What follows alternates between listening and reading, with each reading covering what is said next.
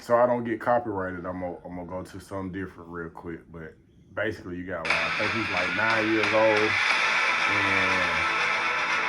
and this dude is doing shows. Yeah, so this is the harsh thing. I mean, when it comes to kids this age, there is a grown person putting together this. You don't really, if you're not familiar how the music works, talent isn't really a thing no more. Like right now, the music and I'm industry moving is so I starting don't to get switch. copyright, but I'm just trying If to this was a grown man and the roles was vice versa, this is how, when I always spoke about there is a war on little boys in America because they desensitize the idea that they still need to be led in the water in our community. This is the person who's probably behind him. It could be his dad, it could be his uncle, but who's giving the kid the confidence and the direct viral. But this is so I'm gonna stop it right there because I don't want to get copyrighted. But what you have is a kid that's about 9 to 10 years old, and this dude, the video that got me kicked off YouTube for a week is he is doing a concert that he's doing a club that he get paid to do, and this little 9-year-old is at a club. He's in Florida, and he is slapping a stripper. No, not Florida. He's slapping a stripper on the butt, and then he clear out the way, and then he go jump out into the crowd. Now I posted. My man blurred it out. Shouts out to that brother. Like I say, I don't want him to think that his name is his page. If you want to see that video, you can go to Think a Meal Dre. I'm gonna subscribe right now. Look, please don't do nothing to me. I'm subscribing, and I've been listening to your stuff, so I appreciate the video, and you went through and did the editing, so it's no disrespect at all. But I posted the video, and I was not as smart as this brother, and I just posted it, but it was a small clip, and I got a warning, and then I got a strike, and they kicked me off YouTube for a whole week. But my title was this: is hip hop, and what the question that I'm posing, is hip hop or rap music killing us? Yes. Oh, absolutely. Yes. Go with you first. Look at the shit. It was bad. It got bad as we was coming up when NWA hit. Mm-hmm. Cause I'll be honest with you, most of the stuff they were rapping about, I was like, what the hell they talking about? You know what I'm saying? But it opened up a lot of people's eyes to stuff. Yeah. Now it was what I was saying was it all bad because they did point out a lot of stuff that people didn't know. Mm-hmm. But man, I mean, it just got bad quick. It sexualized women. Especially black women. You don't see no white girls in that shit. Yeah. Sexualized black women. And rock videos, have to disagree with you on that one. Well, yeah, I have to disagree with you on that one. But I think the music industry in general sexualizes women. It weaponized black boys. Because you had boys fighting over turf. Like, nigga, this ain't even your property. Bro. Like, you fighting over shit that's owned by the doggone housing department. You know what I'm saying? Like, say, this ain't even your, like, you in my hood. Your mama's on Section 8. But you know what, now that you say that, like, when NWA came into play, when the NWA came 90, it was like late 80s. Okay. I remember it was middle school. I was in middle school when they was out. Okay, so, true story. I got fascinated with the way that they was moving. And then it was another movie, and I got a video where I talk about this, the movie Colors. When the movie Colors came out, I thought Colors was the coolest shit ever. Because at one point in time in the movie Colors, you had the Crips and the Bloods was on either side of the holding tank. And they had all their colors on. They were throwing the gang side, bro. This shit had me so brainwashed and so weirded out. But mind you, I'm from Atlanta, Georgia. Gangs weren't really hitting like that in Atlanta. And that sound crazy because Atlanta right now is like, but so this is how my interaction with gangs went. So this real Crip came from California. I ain't gonna say he a Crip, I'm gonna say this real gang member came from California. And this nigga was California out. I'm talking about Jerry Curl, the Jicky suit, Chuck Taylor. I'm talking about, and he was like a magnet because the women was attracted to him because he was different, and the dudes was like they was trying to be cool with him because he was different. He just moved different. And he looked like the dudes off TV. Period. Off of TV. And then I was like, "This is the guy can talk, homie. Oh, very articulate. You can understand. Cuss. So lo and behold, he was like, okay, so now around about this time, I had not had any initiation into no game, but I knew some people, so they taught me how to do this handshake. I ain't gonna even say what affiliation it was, because I don't want no trouble. Mind you, that was 40 years ago, but I still don't want no trouble. So, dude taught me how to do the handshake. So, whenever I would see one of them, I would do it. And then, when this dude came on the scene, he was just like, even to they didn't ask me if I was a real citizen or a fake. He was like, listen, all that right there that y'all got going on is no longer in existence. This is the real thing right here. And if you affiliated with that, you're going to get into this right here. And that's how that went. So I'm at Cross Keys. I'm like, cool.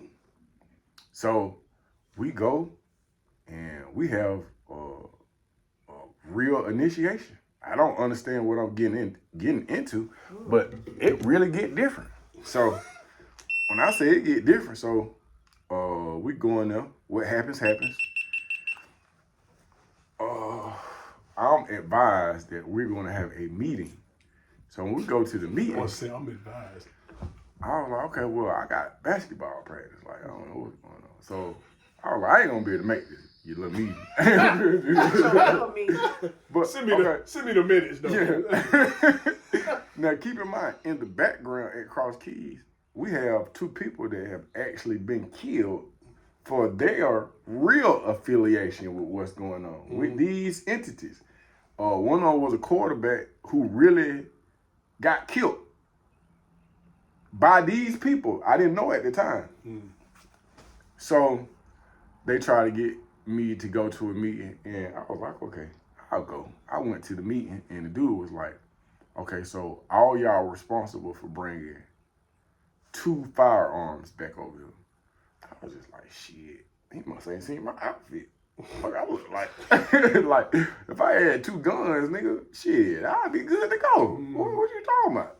So then they was just like, and you can't wear that shirt no more.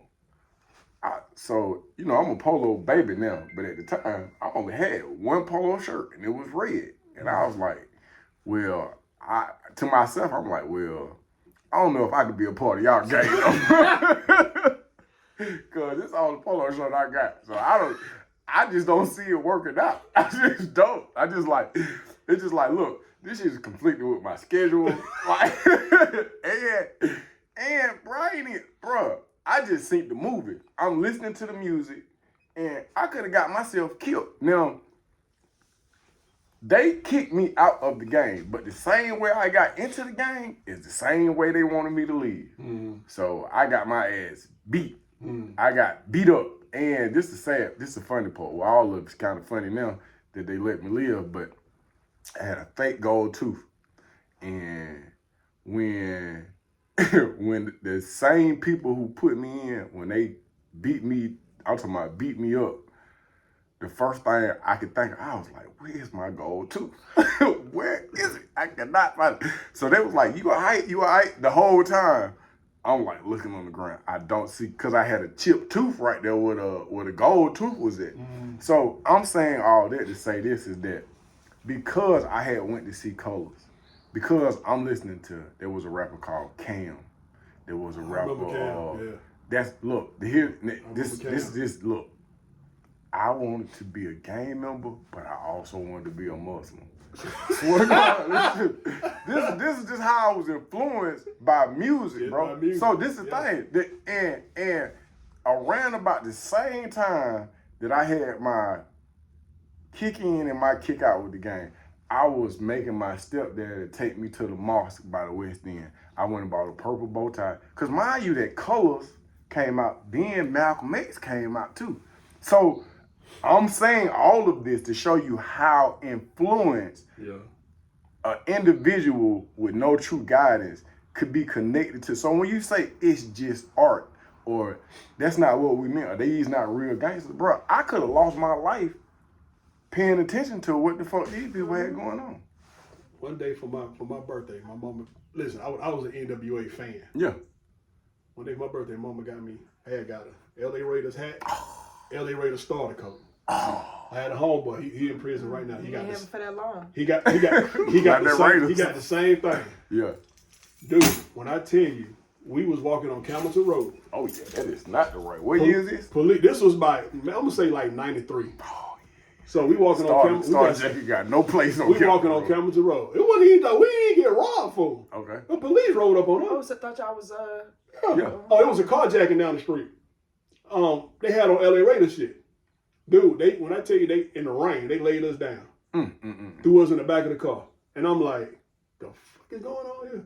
We fit the description. I'm like, damn, there's a light skinned nigga right here, carjack. You know what I'm saying? I'm like, but y'all had on what they had on.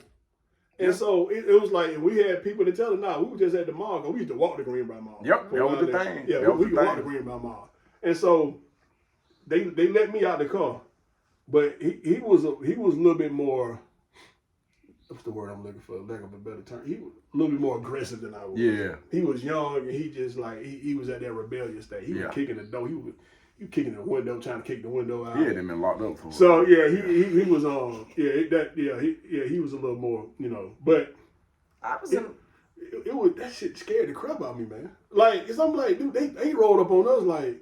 That's how that's the influence. So I'm 40. So rap has always existed in my life. And with me having older siblings, I've always heard all different genres of it, from the early rap to the 90s stuff, which I grew up on, to even now. I mean, because I don't have kids, so I feel like I'm still a little young, so I like to do the little ratchet music sometimes. Right. But I can say this is like, it ain't really changed. People try to make it seem like the music, because let me tell you, them same stuff that they talking about now, they've been talking about that. And so, to me, what happened was, though, is the people that are raising children, they are raising them with social media.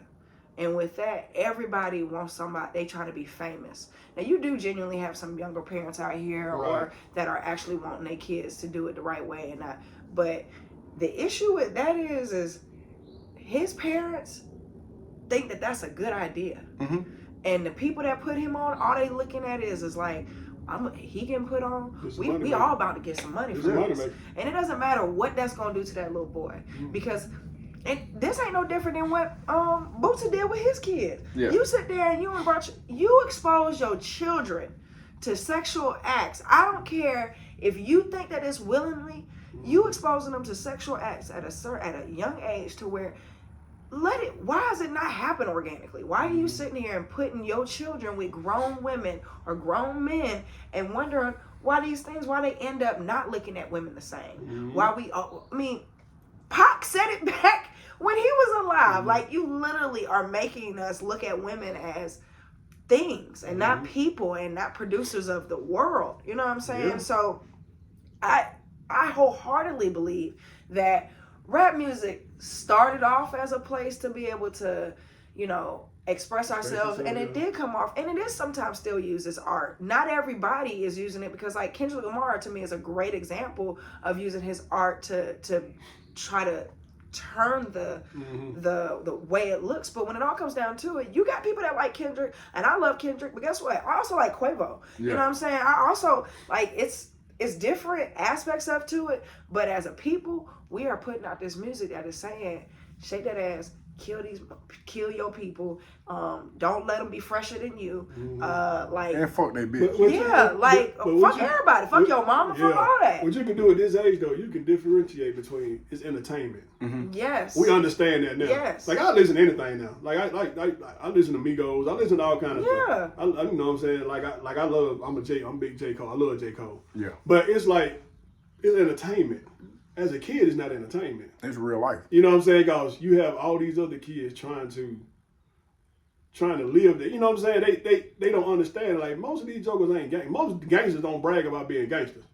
You know what I'm saying? Now it's like they, dudes. But I remember like real joker gangsters. They weren't taught. They ain't gonna say nothing to you. Nobody who's from the projects brag about being from the projects. Look in the last, let's just say 5 years, how many rappers have been killed? Yeah. You talk about, and some of these rappers that were killed was real gangsters. But guess what?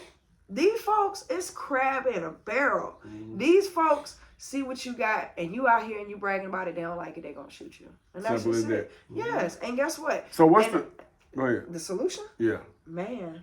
Hold Oh, I got one more silly story. I was so heavily influenced by media and music, and not just music, but TV shows. Remember I told you about... Yeah, Cosby Show. Okay, I'm going to go back to the Cosby Show. So do you know that at some point in time during I think I was in junior high school, I was going to Sequoia. So I seen Theo carry Justine books on the Cosby Show. Mm-hmm. There even was a time where he had the blues, where he was like, Justine, he had the blues, and Bill Cosby and his friends he was like, oh yeah, you got the blues, and then they was playing music, and then like a lot of stuff that I had in my mind was structured behind the Cosby Show in a different world, because I wanted to be a Morehouse man because of a different world. Mm-hmm. Okay, so when I understood at the time, I did not understand the process of getting a female's phone number and like talking to her and like, oh, this is the talking stage. We talking, and then we go together. Mind you, if there's a virgin, I am a virgin's virgin. I don't know nothing about nothing. I'm talking about, and this is not during the porn era. This is just like, it's just school and it's just church. And I'm having situations where I didn't, and this seemed like I'm gonna say it anyway. I never masturbated till I got to jail. I didn't even, the concept of it, I never understood it. So I would have I played football, basketball, and baseball, so I stayed on the M&M bus and the bus for the athletes that bring you back. Mm-hmm. I remember I said, if I don't have a wet dream, if I lay on the back seat of the bus, that I'll move and this is gonna happen in my pants. That's just how in tune to virginity that I was. So now I'm saying all that to say this, that you lost his iron. I know this story. Okay, so I'm saying all that. I was vulnerable and I did not understand, but I was under the misconception that because Theo carried Justine books, there was this girl, I ain't gonna say her name, but she was pretty, and she asked me to carry her books from Mr. Lockwood class down to the cafeteria. So you thought you was in. You thought you was in. I didn't have her phone number. She never gave me no kiss. We never held hands. But I thought, because Theo carried her, I was like, I did carry her books. They would go together. I was like, shit, so we must go together. Bro, I was telling people that we went together. I'm talking about, and then we had a embarrassing conversation because I done told people nasty. She was like, you told somebody we go. I was like, yeah, I carried those.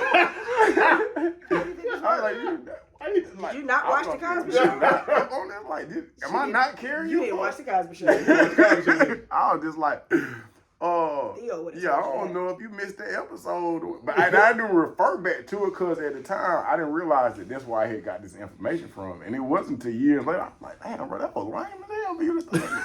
But I am on that side. It's funny, but what about that kid who is listening? No disrespect to YSL or Quavo or whoever it is, or any type of drill music or any of that. You listen to this stuff with the same vulnerability that I had, and you believe it. You believe it. Just like I believe that me and that girl went together. See, but I also think like the difference between like when we was coming up, like I knew all this stuff, like I mean, and I feel like we listened to like real gangsters, you know what I'm saying? Real street niggas. Man. Yeah, and most Atlanta rappers back then. Yeah, but what I'm saying, I don't know if y'all done took the temperatures on these young dudes, because you just said so. You was like, think about, well, you know what? It's different kind of gangsters, because a lot of gangsters back then, they weren't running around saying we'll do this to you. But now these kids, they is saying they'll do this to you, but they'll really do it to you. I mean, there's a whole case going on right now about using your lyrics and what you said in lyrics against you because you've committed crimes in these lyrics and now you're bragging about it. And so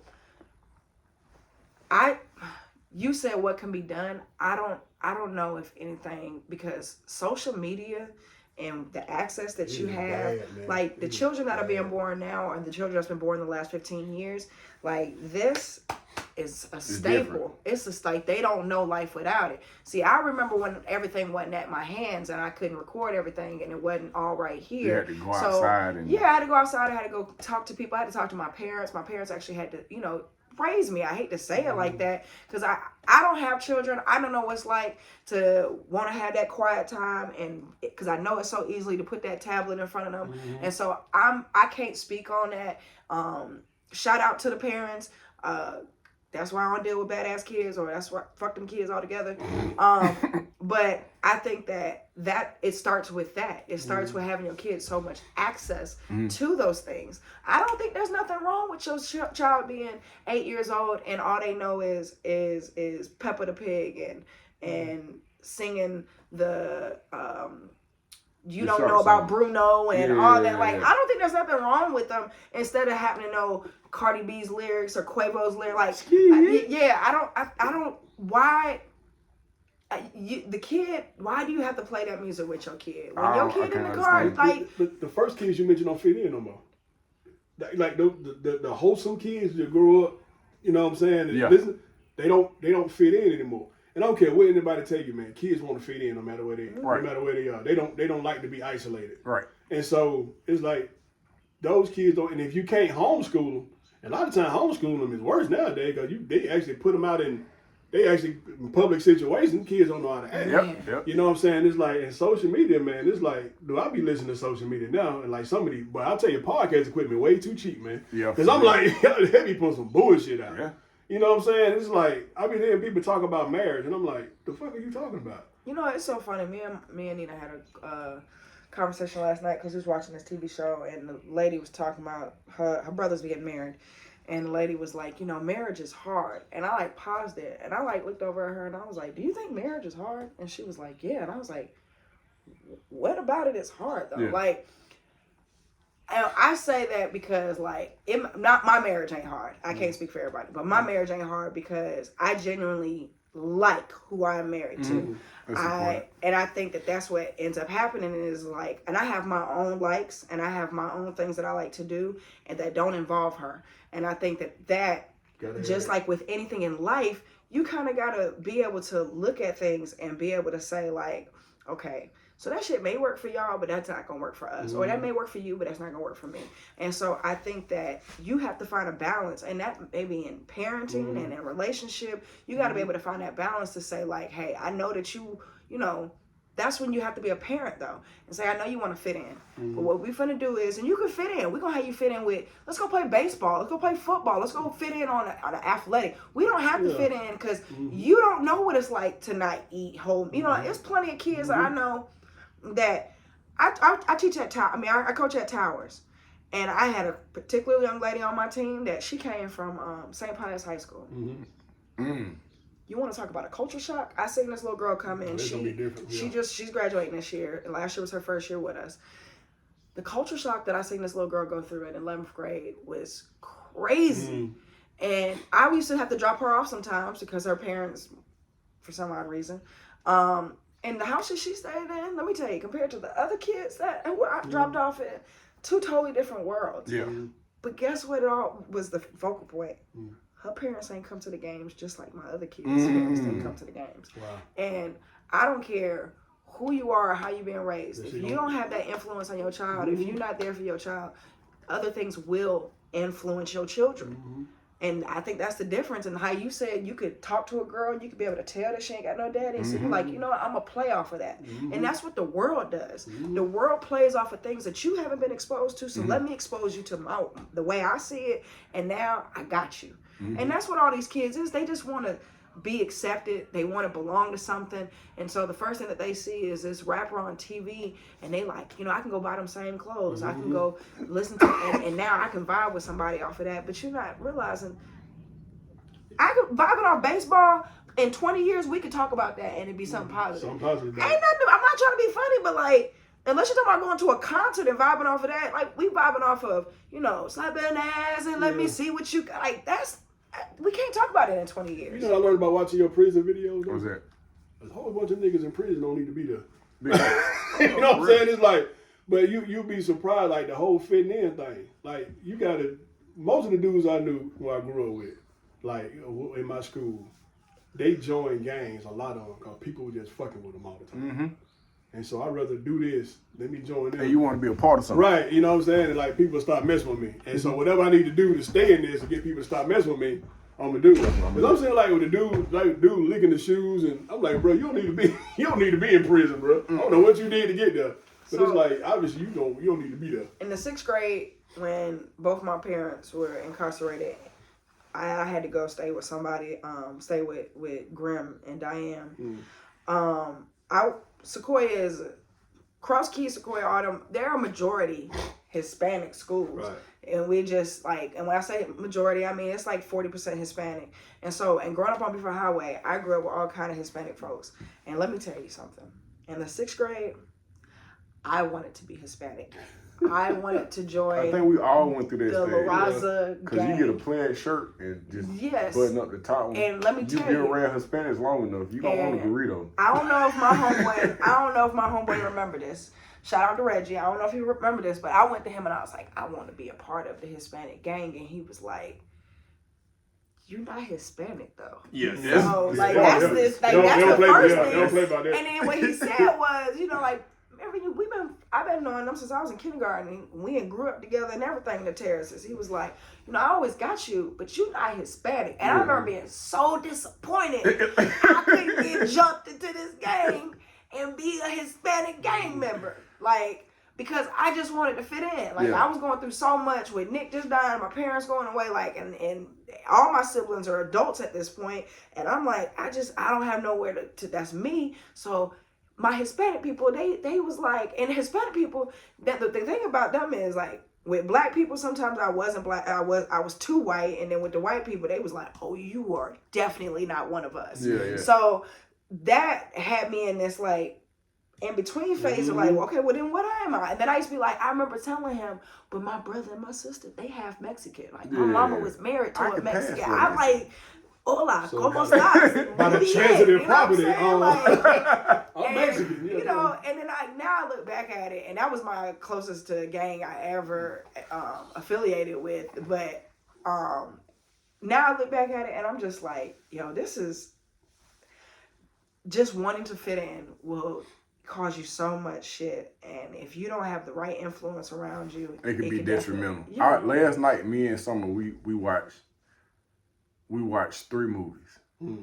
The first one was, one of them was Roll Bounce with Bow Wow. That was a good one. It was a good one. One of them was Drumline. Okay. With Nick Cannon. King Solomon, all them damn kids. Yeah, and then the third one was Antoine Fisher. So as I'm looking at the videos, we're looking at the movies. One thing I noticed in all those movies that I decided to watch with my dark-skinned daughters, all the leading women were light-skinned. I was just like, damn, I said, this is what we put, because now I'm more conscious, but I'm just like, I say, okay, so don't focus in on that part.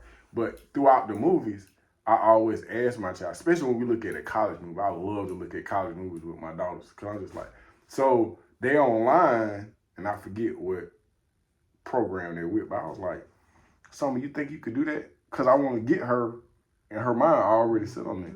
This child said, I can do whatever I decide I want to do. She said, whatever I can put my mind to, I can do it. She said, so to answer your question, say, if I want to do that, then I will. Yeah. I said, damn. She gotta say nothing At else. 10. I said, at 10. So that confidence. Okay, so here's the thing. Okay, so you can go through the high school book. I tell you throughout conversation that I played football, basketball, and baseball. But then when y'all be looking at the game, see how y'all comment on shit, you got a whole room dedicated to the Falcons. You got on a Hawks hat, and you've coached back. Both of y'all done taught on another level and everything.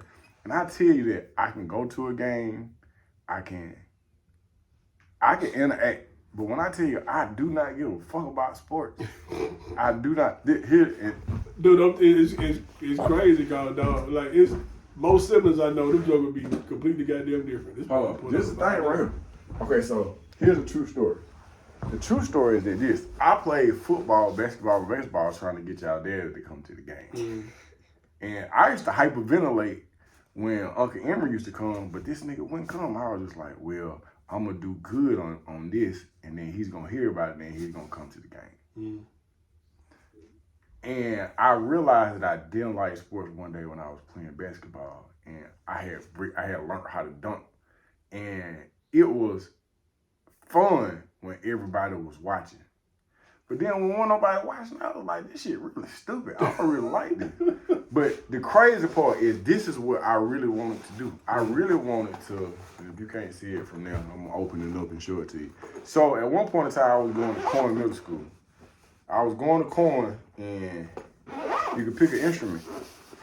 And that instrument was the instrument your ass was gonna be playing, because Corn didn't play all that switching. So I got into band, me and Deron Walker, who happened to be my best friend at the time.